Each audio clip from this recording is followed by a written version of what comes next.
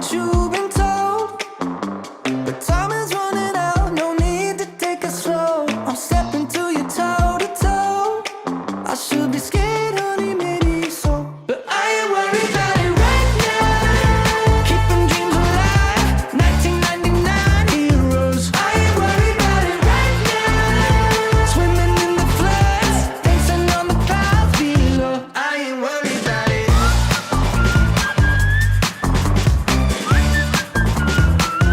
I ain't worried about it.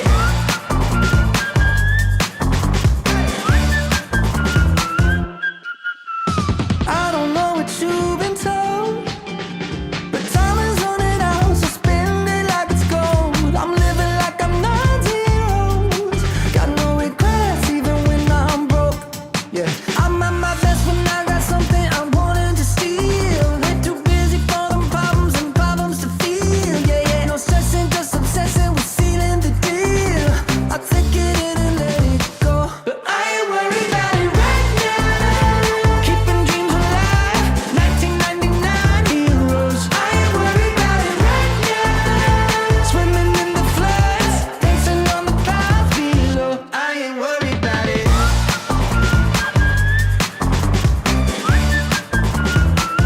I ain't worried about it.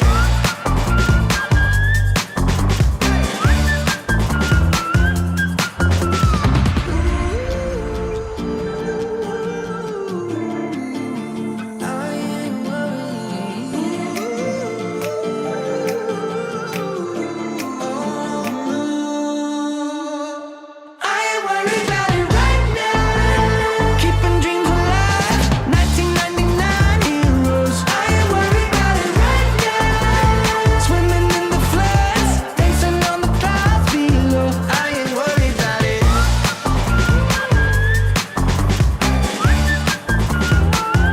I ain't worried about it.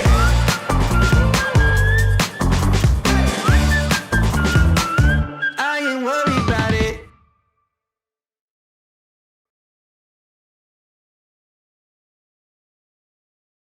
I didn't realise how much more special it actually is hearing stories from. It's one thing reading it, but then one thing hearing it. Yeah, well, it's a wonderful story. It's, most people will go through their life and never experience anything like it because it's just miracle after miracle after miracle. And Marcus, it's never been any different. It's the same now. People will look back on what's happening at the school now and they will see miracle after miracle after miracle. But when you're in the middle of it, you don't see that. This is the way it is, let's get on with the type of thing. Yeah.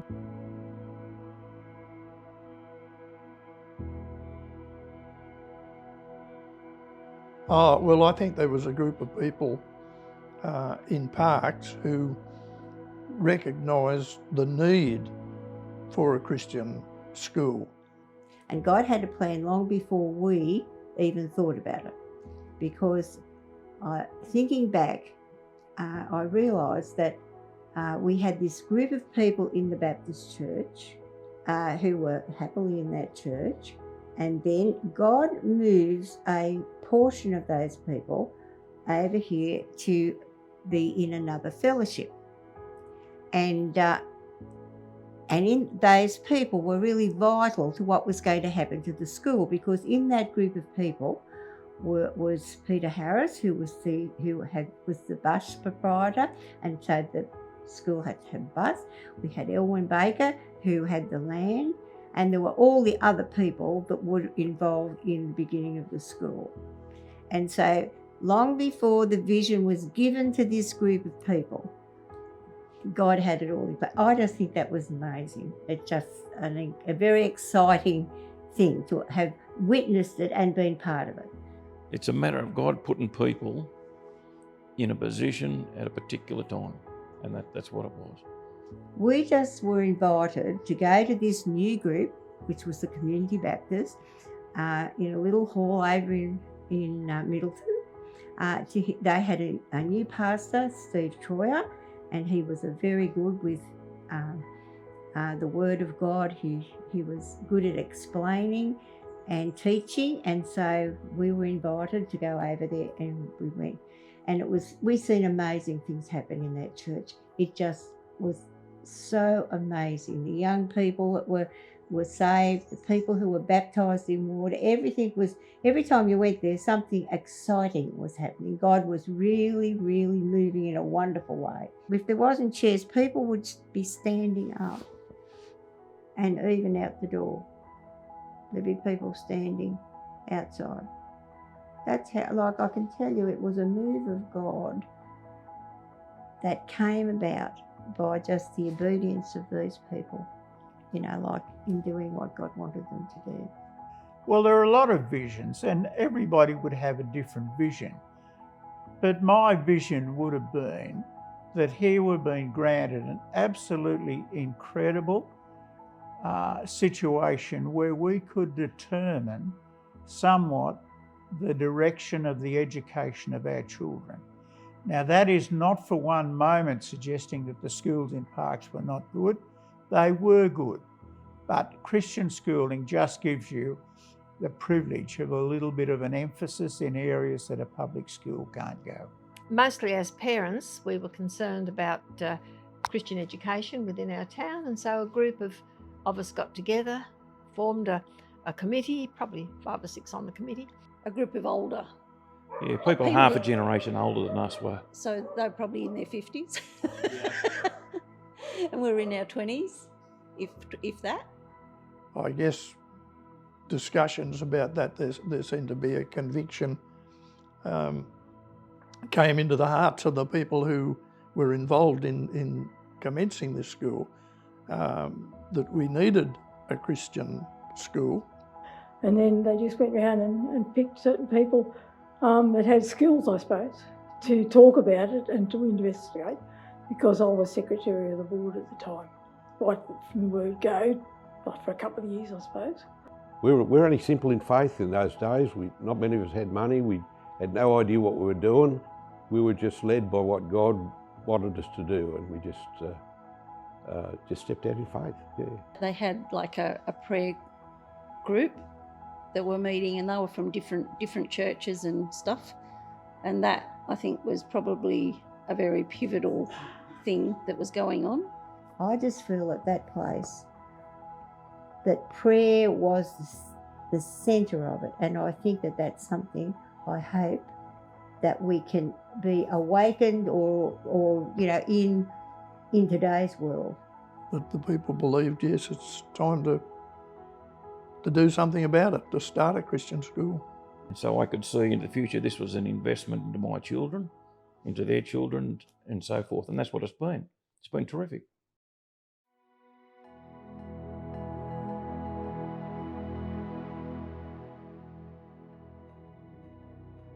Well, when you start a school, there's a lot of questions. What format does it run in? And there are a number of organisations that put their hand up to show us the way. And so we did have a couple of seminars just so we could define the direction that we wanted the school to go in. Yes, they discussed it, and we more or less had a green light to go ahead. So we worked from there. We worked in conjunction with Christian community schools in Sydney. They had done programs and everything which we followed. We looked at every opportunity there was of buildings that were not used around town. At that point of time, Gracelands was not known as Gracelands. It was owned by the Shire Council and had been vacant there for year after year after year. And all we did was inquire about the availability of it. I think it was really good that couldn't go ahead, because when you think about it now, where's the land that you could expand with, or it was just somewhere that we would have kicked off, but there wouldn't have been the expansion program that we see today that had they had that opportunity come through. Yeah, I like the fact that God shuts those things down when you think, oh, this might be a good idea, but it's not. So God just shuts it down.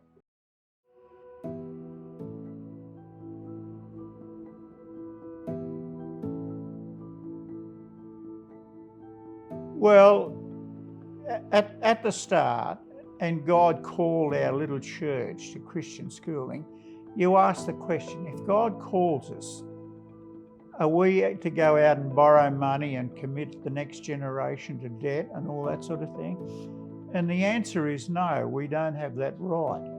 And so you go back to the basics that if God called us, He is going to supply. And how's He going to supply? He's going to supply by His people. Elwyn Baker, he donated all this land, and he was a driving person in the school. They had looked at places like Graceland and there was just nothing available. And I think it was just a point of him saying, well, blow it. They can they can have this land here and we'll build something then. If we can't find anything suitable, we'll make something. And yeah, very generously, Elwyn and Joy and the family donated the land, but they didn't only donate the land, they paid all legalities. So when the school was able to be built on that land, there were no outstanding legal expenses. Their generosity was unbelievable, and it wouldn't have happened. Yeah, but in your dad, he was always someone, if he heard something from God, he just did it. yeah, extremely. And when God basically, gave him that, I've got this land so I can give that. Yeah. And that's what he did. They put their heart and souls into it, and it wore them out too. There was a few fellas there, by the end of that period, they were just burnt out. Well, they were very intense. Oh, it was intense times. It was the pressure intense was times. huge. The pressure was huge. Yeah. They did it there and then, but at the same time, I don't think anybody was really living for that moment. They were living for the future, what they could see, not what was there, what they could see in the future. And that's what the beauty of the place was. They were all different personalities, and yet they came together and worked together, and it wasn't the perfect place, but what I'm saying, and no one's perfect because we're not perfect, but there was a real harmony in that. On one particular time when we were there, Elwyn Baker got up and he had a piece of A4 paper. You're allowed to use your hands. And he held up a piece of A4 paper and he showed us just a sketch of the vision for the school. And it was many years later when I went with Belinda and was walking in the quadrangle, and there was the completed thing. And I just said to her, today I'm witnessing the vision that we seen that day. God has completed. Okay, well, right at the very start, we wanted to know what sort of building. Anyway, one of the people that went to our church, her brother was working on a building at a private school down in Sydney. And he inquired of them, and they were very happy for us to go and have a look. And we went and had a look and talked with them, and they assisted us greatly with plans and everything. No longer did we have to start from scratch, because the building that they were putting on their side, although a little bit different configuration, is almost identical to the building, the original building there. Yeah, and that man that was working on the building site in Sydney came up and actually supervised the building of this particular building. I recall that at the time the councillor, the person on the council that does all the signing off of earthworks and buildings and all that, he was a cantankerous old coot. But got him on side and he was absolutely... He pushed stuff through. A help for everything. Everything got through with minimal trouble compared to what normally would have been the case. The church members all put money in, and we actually built the money through the church. The government had nothing to do with that front building. It came about because of people being obedient to what they thought was right. what was the right thing to do, you know. So people just didn't stand back and say, oh, that's a good idea, and do nothing about it. Because a lot of people really, you know, put their hands up, or there was people that could donate money to get stuff done. Other people that didn't have that, but they put it in with their manual labour and help that sort of stuff. You know, it was a terrific community effort. So the challenge was put to the people, and $105,000 was given to the school board to get the school up and running. Now, to put that in perspective, that was probably $600,000 or $700,000 in today's language. And so it was absolutely incredible amount of money. And the school was built, equipped and open without any debt whatever.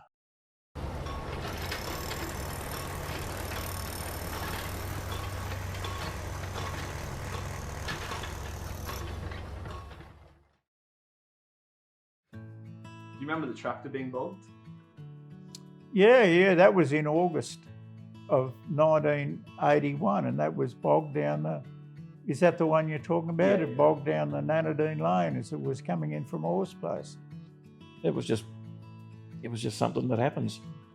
Yeah, if you have a problem that comes up, fix it.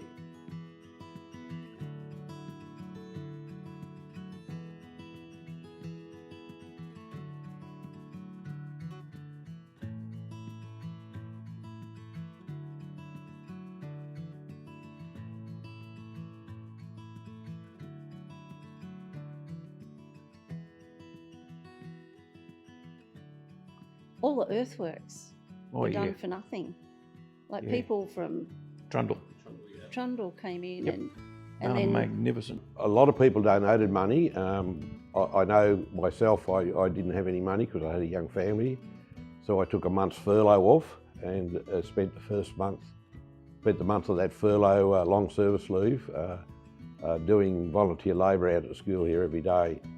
it drew the people together. Like, it was really close knit people, and there was feedback all the time, you know, what was going on and what we could do and stuff like that for the school.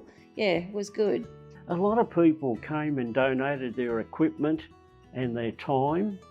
I think there was a Trundle group, a family, that came in and did the oval. Yeah, But look, like, it was a situation, wow. everybody just pitched in. What they could do is what they did. We had a family of Greek people that actually did a fair bit of work here, and they did a lot of concreting. They concreted the floor of that particular building and the verandas, and the second floor, he did all the concreting there. I'm just trying to think of his name. It was Eli, something like that. Taxiloposis. He was a great guy.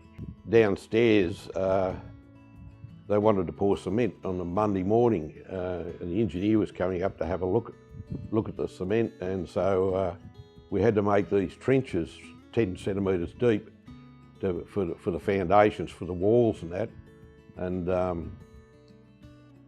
and the engineer said, yeah, you got to do it that deep, and we found out it was rock, solid rock, and a bloke, Steve Carey, was the only bloke that knew how to work a jackhammer, and he spent all afternoon on his jackhammer, and we found later on that he had a weak heart, but he spent the whole day on this jackhammer jacking out this rock, and we got all the thing down to the right level, just, and the engineer came up on the Monday morning. He said, "Oh, if I knew all that rock was there, you wouldn't have had to dig that deep." So, yeah, it's quite funny. I was probably on site nearly every day of the construction of the school, so I remember a lot about the school construction. Peter Mychuk was the builder, and we were there when the first brick was laid. Peter Milgate, myself, and I think Elwyn Baker, John McGill, a few others, yeah. But I mean, it was the generosity of people, the fellas that gave their time. One of the things is the wonderful story of the suspended concrete floor that was just totally done free of cost to anybody by two very generous outsider men that came along and said, we will do it. And they were concreters. They supplied a crane, they supplied staff, they supplied absolutely everything. The only thing the school board paid for was the concrete that went down, but they did the lot. And that happened on a number of different things. So when you ask me, do I remember all of that, even the steel framework. It was done in a disused steel construction shed because the man had closed the doors rather than sell it. And a family paid for a welder to come along and do all that, absolutely free of charge to the school board. So there was just story after story after story. So when you ask me, do I remember? Yeah, I remember all that. And I could fill your whole video in stories that happened in relation to that. When we would meet as a church, not one of those people that were had been really intensely involved, not once did they ever complain about, you never heard that whinging. You always heard the positive side, the good, where God's taking this, and this is what's happened this week, and stuff that we thought couldn't have happened, God's done it. And it was always, God's done this, look what God's done. And that really nurtured a lot of the younger ones.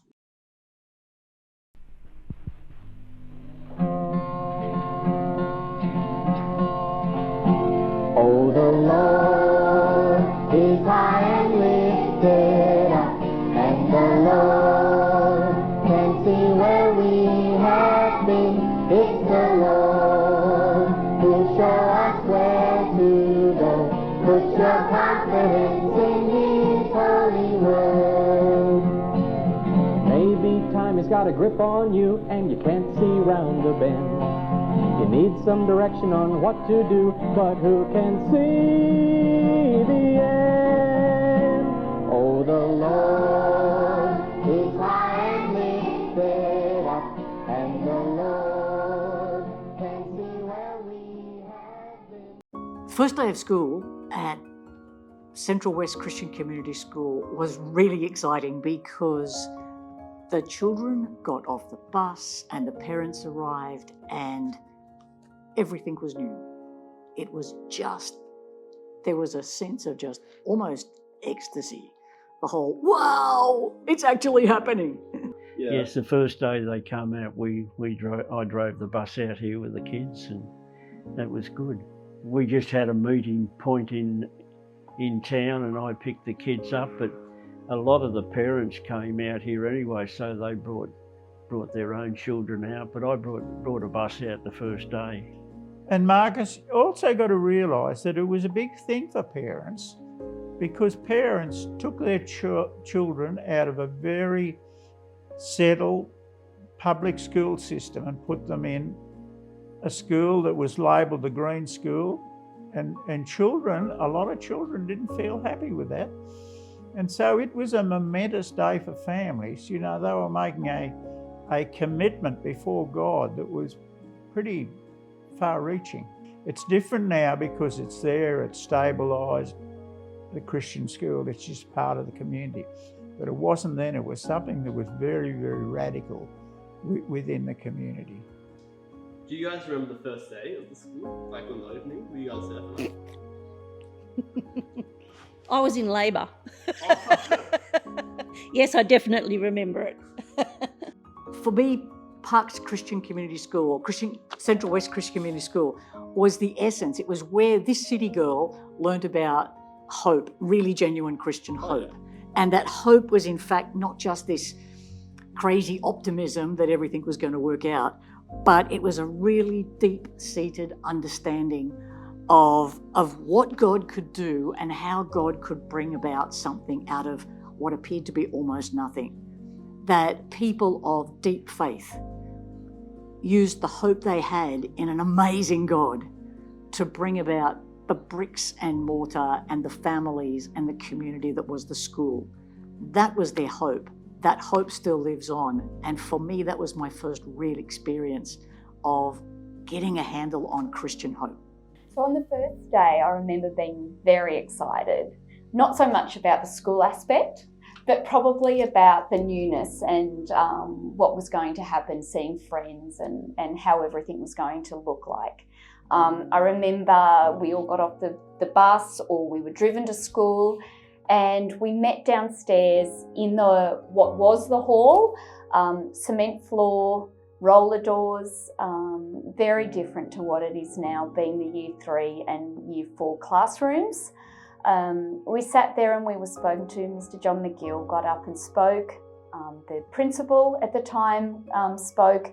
And also our pastor, Pastor Steve Troyer, he got up and he sang some songs. And I just remember that being a really special and fun time. And after that, we went into our classrooms, and the parents, they just stayed. And I remember them going around the different classrooms. So that was really exciting. It was a culmination of a vision. And you can't help being moved by that. And people had put in all these hundreds and thousands of hours of volunteering to get it to that point. They had given and given and given from a monetary point of view. And so it was a very significant day, that day when school actually opened. The other side of that is that particular year was a drought year, and so there wasn't a green plant anywhere on the school site, and it was a dusty environment, but yet a very powerful environment. Mm.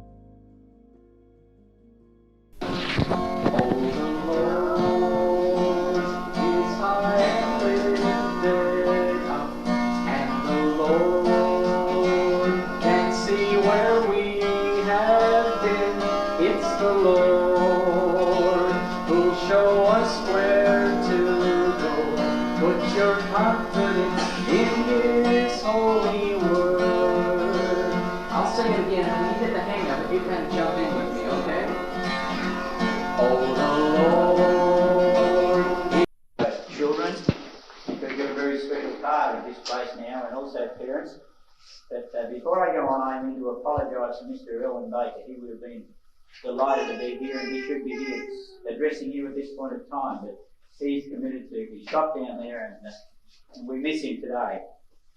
But I want to welcome you all, because today is a very significant day. It's a day of Thanksgiving, because it brings into being and brings into reality something which was committed in the hearts of a number of people some 5 or 6 years ago. And some of us at that point of time saw the day when there would be a Christian school in Parks. And to see a group of young people here like this, and parents also. To like the man in my last rhyme, do you have the time to sit with me and check this life of mine? Don't pass a chance to find real life, don't continue to toil and strive. My friend, and you will see that the Lord is good and kind. Because the Lord is good and the Lord is kind.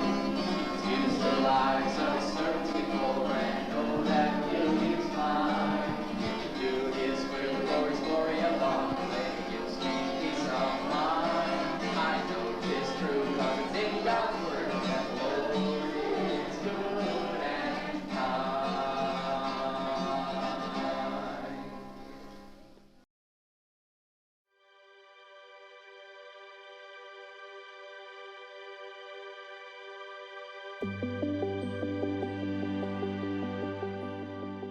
Okay, at the time, I was teaching art in the school, and so Wes Slade asked me if we'd get together and work out this logo. So we discussed it as to what we'd need to put in the logo.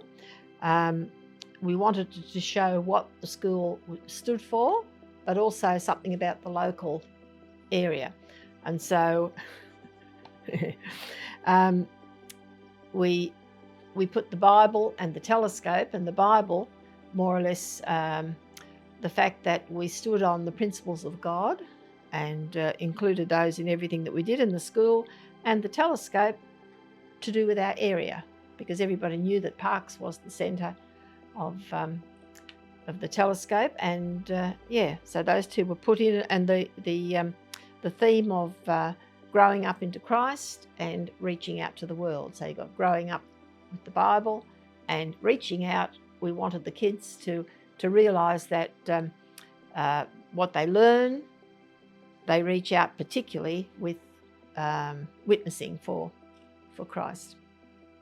Tell me it. Say it through. I'd love hearing it. Growing up in Christ, reaching out into the world. Yeah. It's very special, isn't it? Yeah.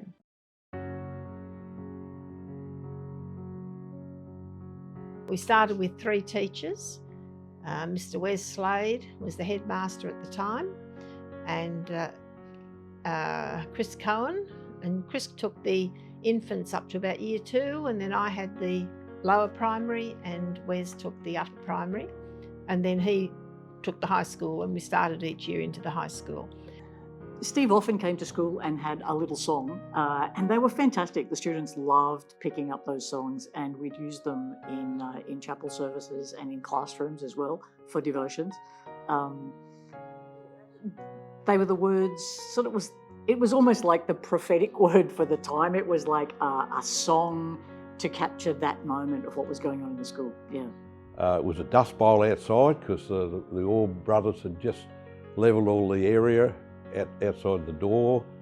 It didn't have the glass doors in it that it's got now downstairs. It had roller doors, and the wind had come in over the top, and it was a dust bowl, and all these little tiny kids coming into school, sitting on, not carpeted, cement floor it was, with their nice new uniforms on this cement dusty floor.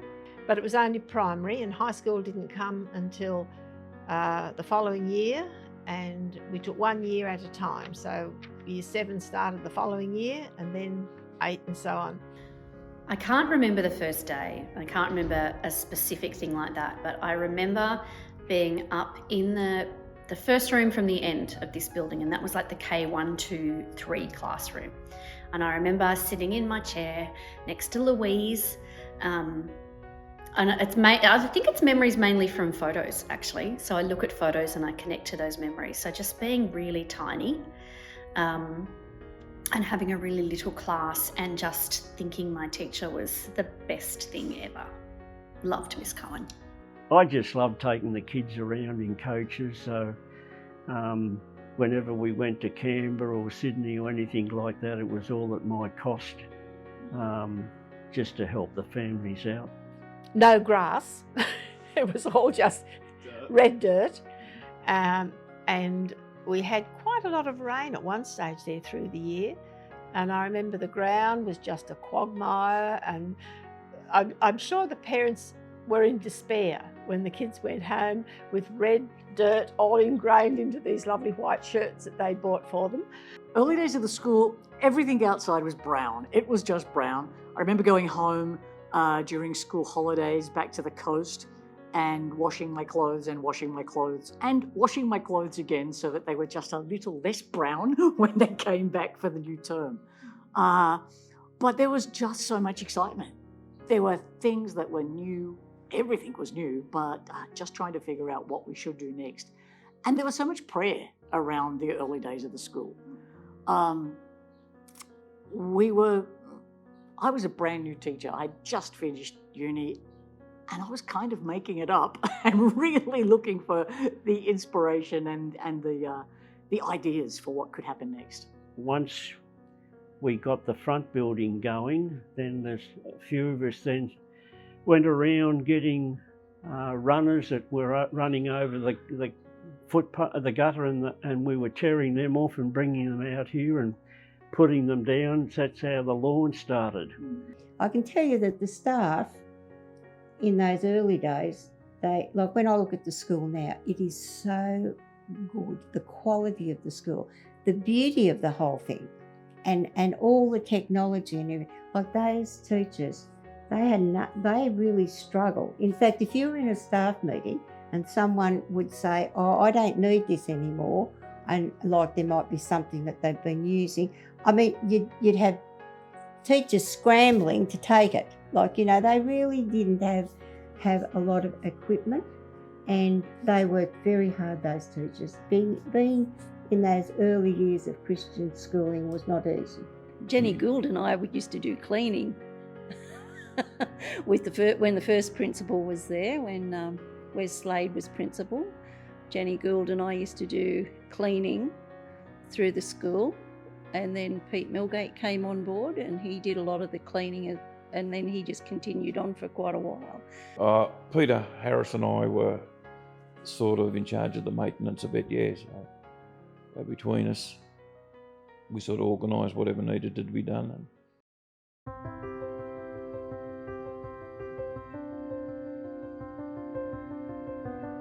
And then the day the demountable came in, now that was a day. Talk about rejoicing, because they needed more classrooms, and how are we going to do this? And then all of a sudden, Westview School is closing, and there's the demountable there. Yeah, I remember it lumbering through town, up over the hill, and then bringing it down. It all turned up on the back of a truck. I arranged a guy over in Forbes that moved buildings. They jacked it up, put it on the trailers, and he dragged that out here and put it there. Mr. Kay said to the staff, I think we better release the kids or the students just to look, just to see it, because the excitement in the whole area. So down it came, and I remember they had trouble turning at the end of the old high school part. They actually turning it round to get it into position. But I mean, it was so exciting. I tell you what, we went over, had a look at it, and we just talk about praising God for his goodness. That was wonderful, because now it was much easier.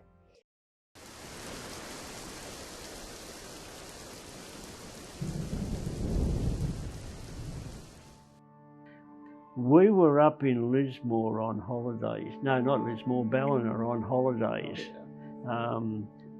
The McGills and our family were up there, and when we heard about the roof being blown off. I got a phone call that night and said, you need to get back here because there's a lot of things got to be sorted out. Told John I'd go with him, and he said, no, he said, don't worry, I'll go down. So he flew back here to organise things. So Catherine drove me up to the airport on the Gold Coast, and I was home here mid-afternoon the next afternoon, and supervised the pulling up of the carpets and the employing of people to redo the roof, and the talking with the insurance people, and the clean up of all the rubbish and that sort of thing. It had inserts of this sort of matted material that was going to be used for like an insulation type thing, and it was supposed to be vermin proof and all that sort of stuff, but it ended up that the mice thoroughly enjoyed living in the ceiling. Yeah, see, that was another thing. How could you take off the roof without damaging the rest of the building, and then have all the ceiling replaced, which needed to be replaced, and there was no money to do it? And there wasn't a lot of damage through like all the office records and stuff. And people from town came out, and they got all the desks, all the files and everything, and put them down underneath. And the last file went in underneath, and it started to rain.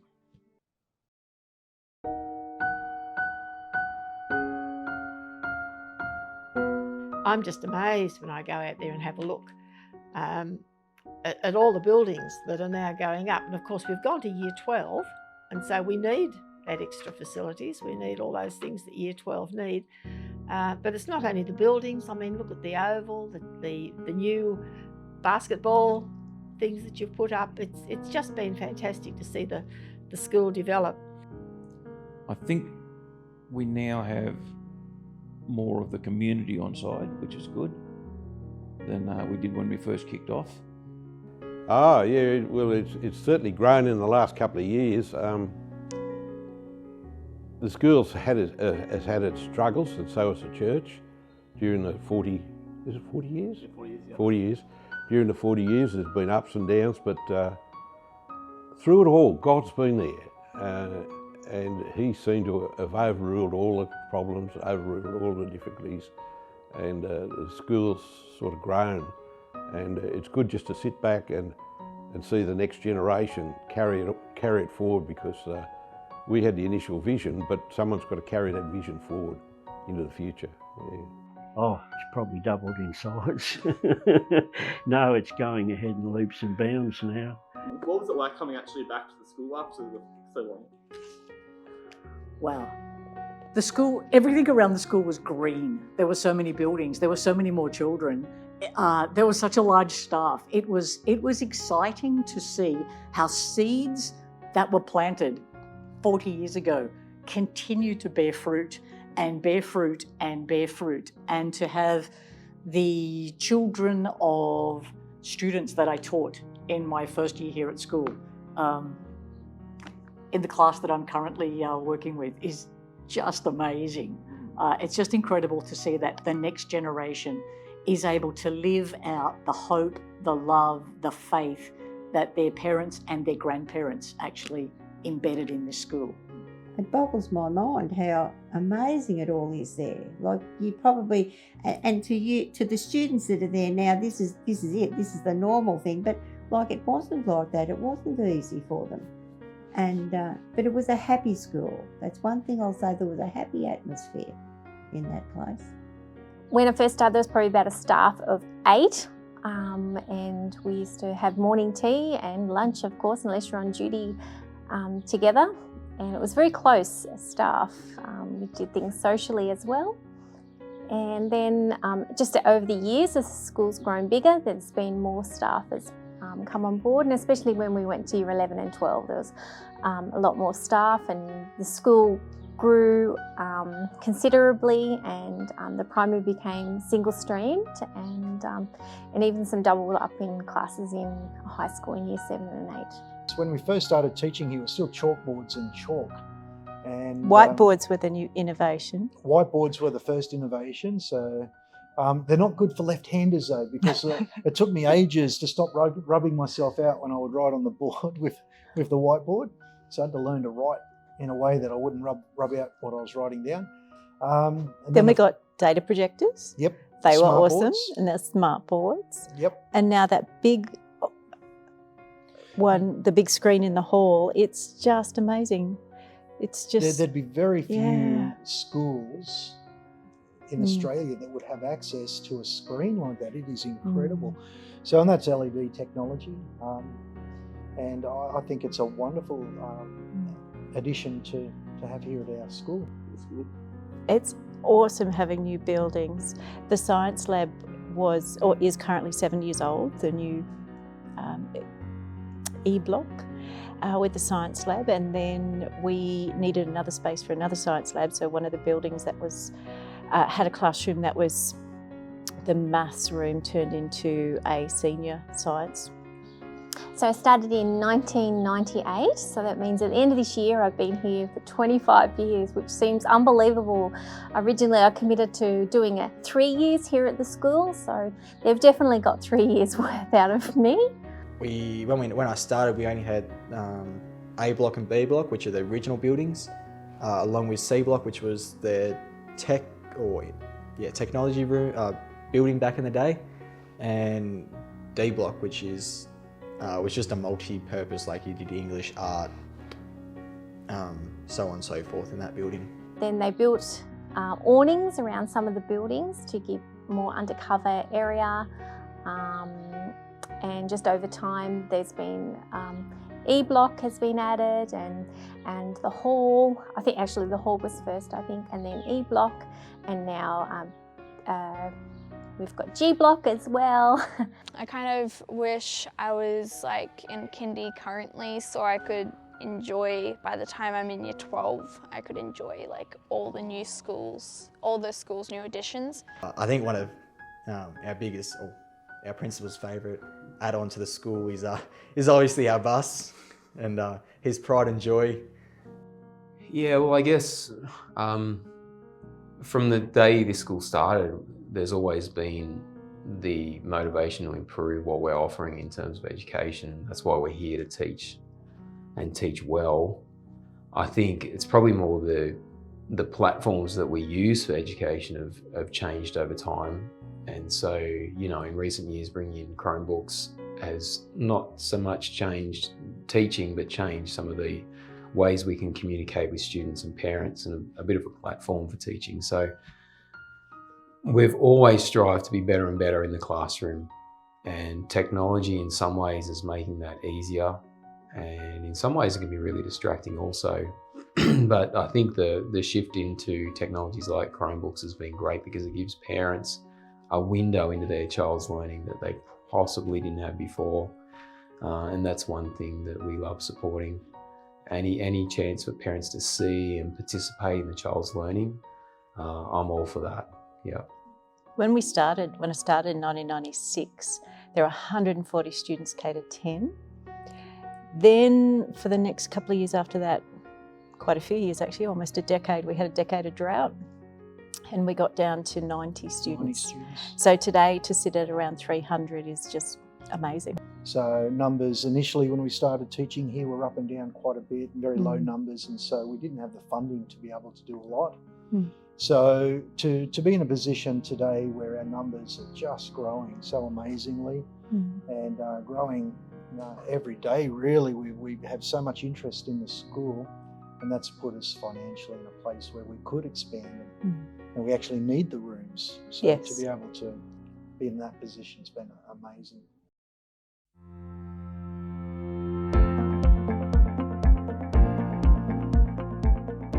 It's relaxed enough, I think, but without being like really loose. Like it's a sort of place where you can walk around and you can have a chat to people, just like we are now, just having a bit of a chat, and you get to know people really well because it's a smaller environment.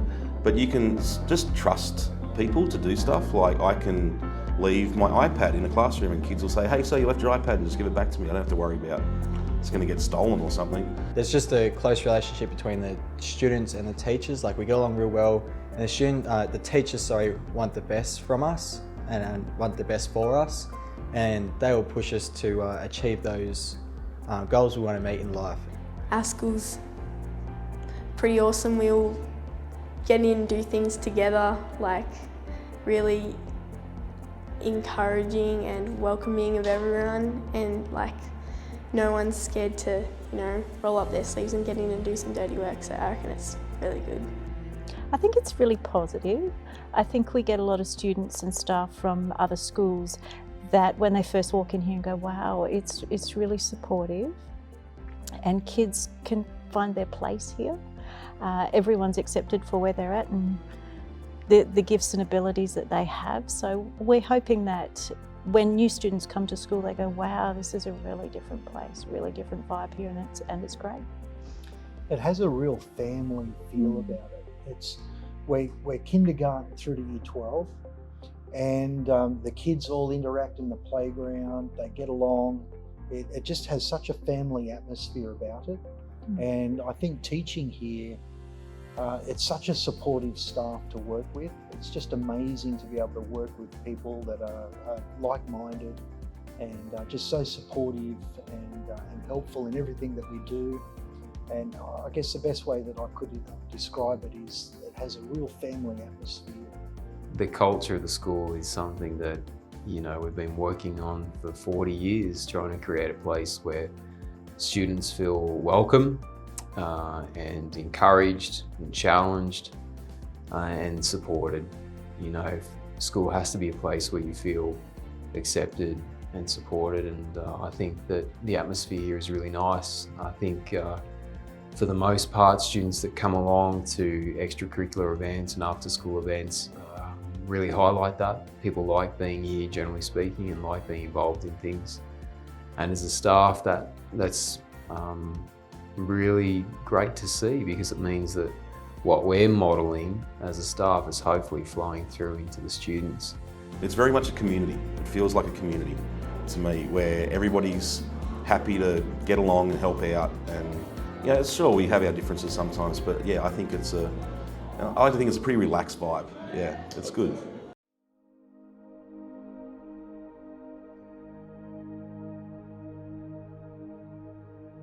There were things just happening all the time. So at that moment of time, you don't stand back and say that's incredible, because there was just miracle after miracle after miracle. It's more now when you look back and realise it was just God in control of this incredible venture. But then the enemy is always out to destroy what God has done, and in my heart, I just pray that church, on church time, that place will be filled with people coming to know Jesus. That, I believe, will be a crowning of the whole thing. Because it's a God ministry, Satan himself will do everything possible to put spanners in the work to fight against it. And that's why we always need a Christian-based leadership team to, I guess, oversee and compensate for that. That school was there because God wanted it. And he brought about so many things to bring it to pass. I think we've always remained true to the original vision, and I love being reminded of that vision by guest speakers coming in and talking to us about that original vision for the school, and our motto of growing up into Christ and reaching out into the world has always been the forefront of things here at school. Scripture says, except the Lord build the house, they labour in vain that build it. I think the Lord's hand has been on the school and is on the school, and you've only got to drive into the yard to see evidence of that. God is a nurturer, and he calls us to nurture people, and if you don't have a Christian school to do that in, what's going to happen? It's not only essential to Parks, because the students, the kids that go through the school, they go all over the world. They have. Yep, and they influence. And it'd be lovely to look back over all the kids that have ever been there and see where they're at, where they've been, what they've achieved. Oh, gee. It'll be sensational. I'd love to do that task. Well, yeah, you've got one. They might not. There's your retirement plan. You need to be excited. Like, this isn't just an ordinary thing. Something actually happened. And even though it took them a long time to do that complete plan, and now it's the vision now is with whoever's now in charge of the school and the board and all these people, they now are taking the vision, because that vision is complete. Like what God showed them, he has done, and now they need this fresh vision. So this is the 40th year, isn't it? So 41, from now on, we just pray that it's going to be even more exciting and than what the first vision was. Like, it's exciting. This is your generation. Like, and when you think about it, that's 3 generations, isn't it? You're the 3rd generation. And I think, considering the size of the town and that sort of stuff, I think it's punching way above its weight, which is terrific. It emphasises the need for it. I think it's really important that we have an option for people who want Christian education for their kids. That's really important. But I think beyond that, our school really provides an option for a smaller environment, and obviously that K-12 option as well. I love the fact that my kids, and just like you, can start in kindergarten and go all the way through to year 12. I reckon that's awesome to be part of that one school community.